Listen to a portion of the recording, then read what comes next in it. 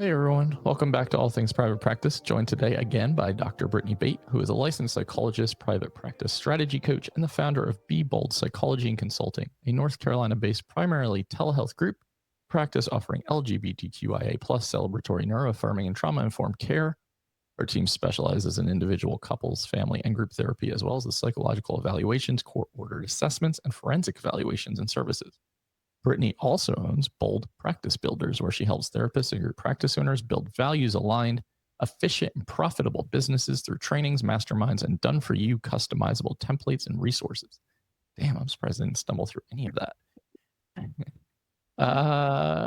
As a self-proclaimed group therapy enthusiast and jury research nerd, Brittany combines real-world self-experience with research-backed best practices, especially when it comes to ethical testimony and witness preparation. As a queer, cisgender woman with ADHD, Brittany is also deeply committed to uplifting other LGBTQIA+ and neurodivergent professionals as they build bold, affirming businesses of their own. Brittany also just got done speaking at my summit in Scotland, so you really need to add international speaker to your bio. I do. I have to get that one added in. Well, welcome back. I know today you want to talk about just kind of how to handle the courtroom and the potential process that comes with it. I know that when therapists receive those letters in the mail, panic immediately starts to sink in, and understandably so. Yes, and to be fair, it does for me still too. But luckily, I have my systems in place and I have a process down to a T, so I know exactly what to do, which helps to lower the anxiety. And that's what I'm hoping to give some people some tips on today. Love that. Yeah, I think I could have used that a few years ago when I found myself in a very messy situation that way. And you kind of go into this panic mode. I know for me, it was the only subpoena I ever received in private practice, and it was right before my second throat surgery, and I was trying to explain that to the lawyer, like, I can't be in court, like, I'm going to be in surgery and I'm going to have recovery time. And they're like, yeah, you have to come in. And I was just like, yeah, I'm not doing this. And that was really kind of where I stood. I talked to my malpractice, and that was kind of it. And I was like, I guess we're just going to see what happens. And I don't think that was like the best strategy in the world. Well, I think you talk to your malpractice though. That is always something I say. I still to this day call my malpractice insurance and do a free risk management consult every single time, even though I know that what I'm doing is what I'm supposed to be doing. But Yep. it's good. It's good risk management, and it's just good to remind yourself and give yourself a moment to breathe so that you don't respond immediately as well. I think that's what people fall into, is like, I want to get this off my plate immediately. I have all these other tasks. I don't have time for this. I don't know what to do. You'll see a lot of people like put out into the Facebook groups, asking questions, getting a lot of bad, probably like not best practice advice and support. So it's good to know that people like you exist, because you can walk the walk, because you've done it. You've lived that life. You've worked in that field. I mean, I think that's really important when we're talking about forensics, when we're talking about dealing with juries, when we're talking about subpoenas. Like, we should not be just taking advice from anybody.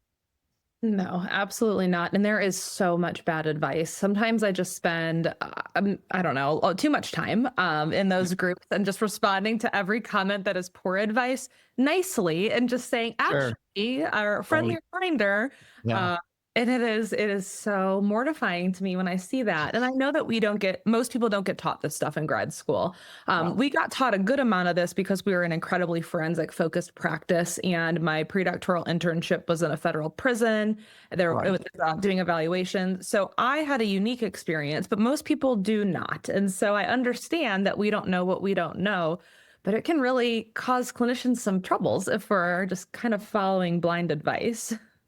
Yeah, and it happens way too often, not just with this subject, but that's a conversation for another day. I don't know how you do it. I could not do that. I would not be able to pick every single one of those comments apart. I just look at it, I chuckle to myself. I'm like, Jesus Christ. So tell wherever you want to start. You're the expert on this. Like, I'm happy to be a fly on the wall for this. So tell me and the audience, like, okay, how do we start to court proof our practice in a way that we can at least feel a little bit more confident and comfortable? Yeah. So where I always like to start is talking about how offense is the best defense. And I really think about two primary things with this. The first part is having your paperwork prepared in a way that's going to protect you ahead of time. So, with that, I also think of two main things. I think about consent related issues and scope of practice. So, making sure that we have a scope of practice statement in our informed consent that talks about what we can and can't do. So, for the people who are offering therapy, for instance, your scope of practice is to assess and treat mental health issues or mental health disorders in theory. And obviously we do a lot more than that, but what we don't do is evaluations in the context of therapy. We are not evaluating for a person's parental capacity. We are not evaluating for their child custody. We are not evaluating for reunification therapy unless we are a reunification therapist, and that is our specialized training. So I think having a scope of practice is really important.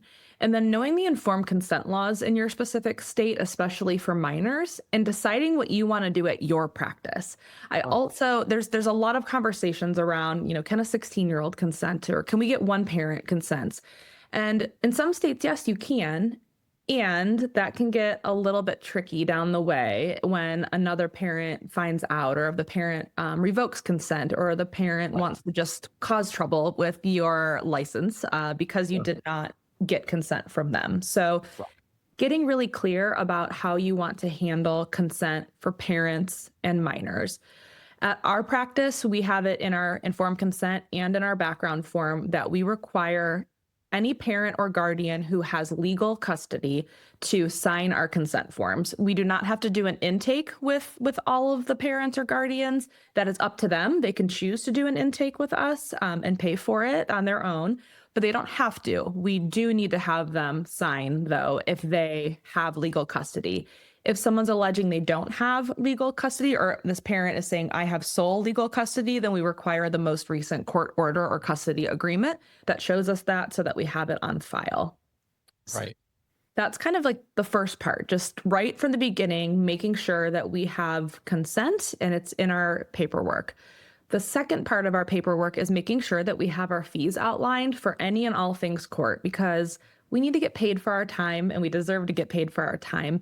And I think the second most common thing I see in Facebook groups when we're talking about subpoenas is questions about, how do I bill for this? Can I get paid for this? And it's always harder, but not impossible, to go back after the fact and do a supplementary fee agreement. It is much, much easier if you can point to the one that's already been signed, and that is your guiding light in terms of what you charge and what you do. So if you're listening to this and you do not have a fee agreement or fee statement yet in your informed consent, please add one now, and that will make things a lot easier moving forward.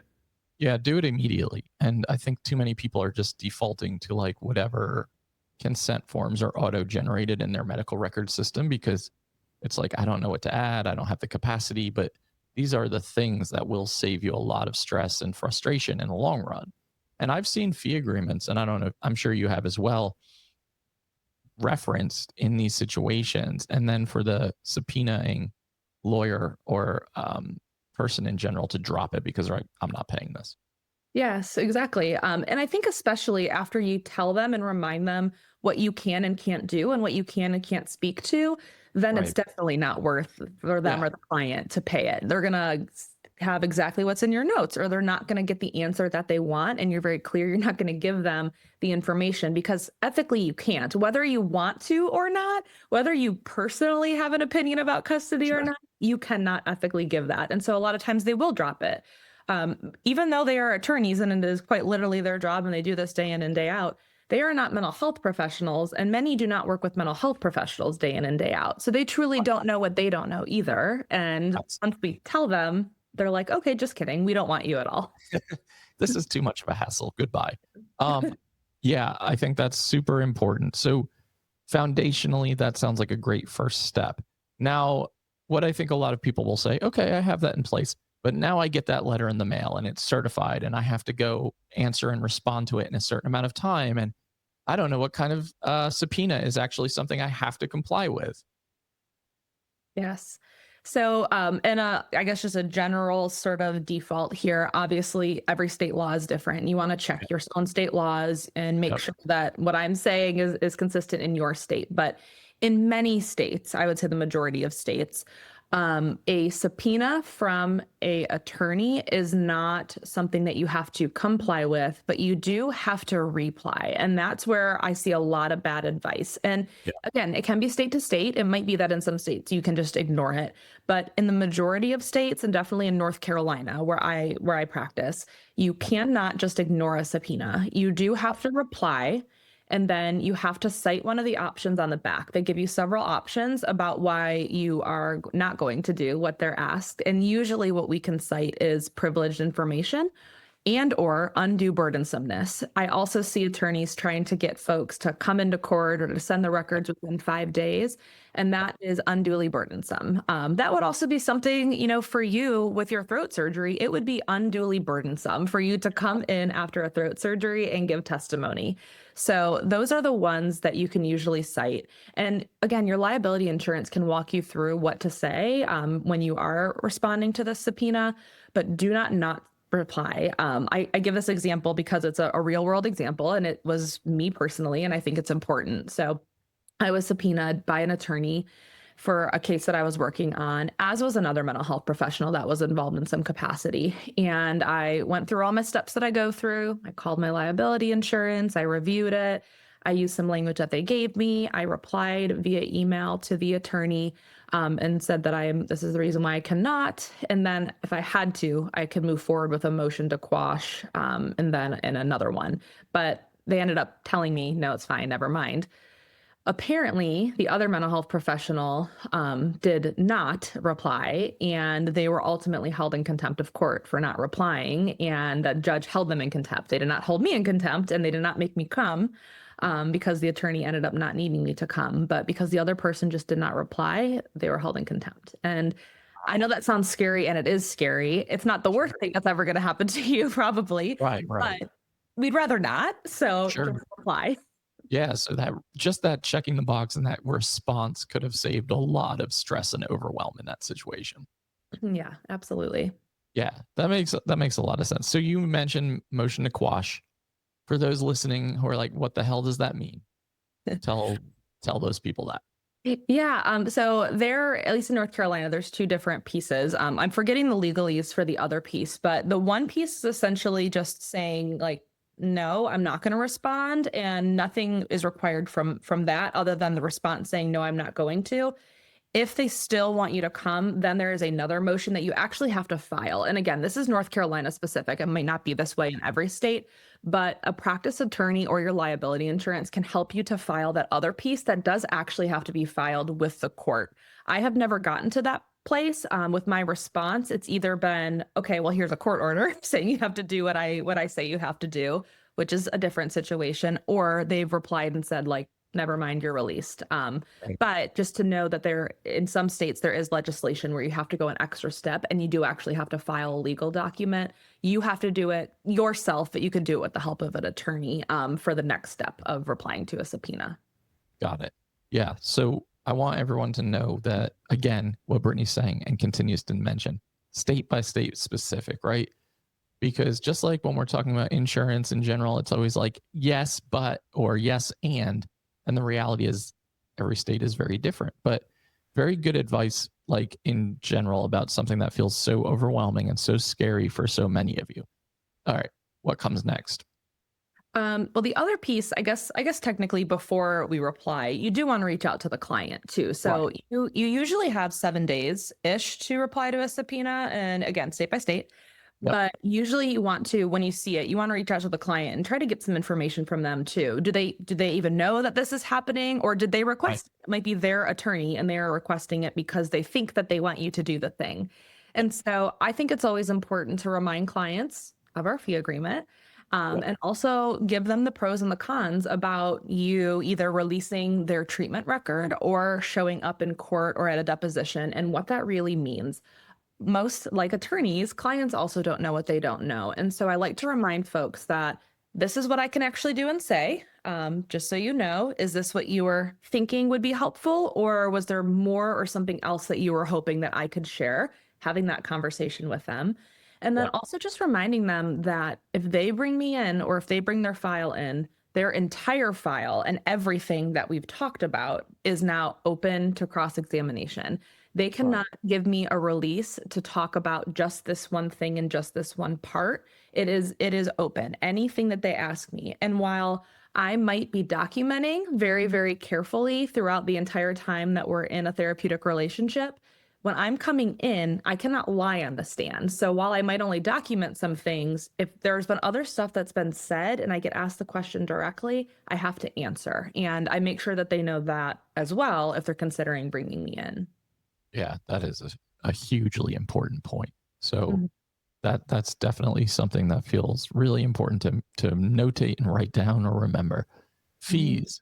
So the dreaded fee conversation.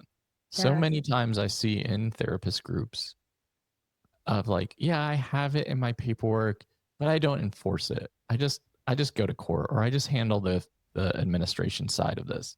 I don't know who has all this extra fucking time in their lives, but like most people I know are like, I am beyond my capacity. Yeah. Yeah, not I. So our fee is 350 per hour for all things court related. That includes our hourly fees for responding to subpoenas. That Yep. includes our hourly fee for putting the file together. That includes preparation time. And if they want us to come in for a deposition or to testify, we have a retainer that they have to pay ahead of time. And they're ultimately reserving that time on our calendar because we Right. can't see clients during that time. We have to reschedule Yep. that. And so we are rescheduling paying clients to be somewhere. And the retainer is non-refundable.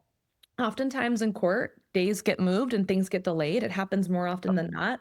And I am not going to be held accountable, nor are my finances or my ability to pay my bills because the court system is fucked up, quite frankly. Like it just Yeah. is. Yeah. So it is non-refundable, and we ask that they pay half of it within 7 days, with the balance paid 3 days in advance. Because usually it's the morning of that they're like, just kidding, we don't need you, or just kidding, it's been continued till the 19th. Yeah. It's like, Yeah. okay, well, I need another deposit because my calendar has been blocked off for this. You paid me to be here today, just like they paid their attorney to be there that day, right? Yeah. And I'm not. So that is a piece of it. One thing to talk about fees, I also see this bad advice in Facebook groups a lot is, well, I just say that my fee is $1,000 per hour. Don't do that. It has to be reasonable and customary. So 350 an hour for forensic work and for specialized work like that is reasonable and customary in most spaces. But Sure. $1,000 per hour generally is Not not. so much. And Yeah.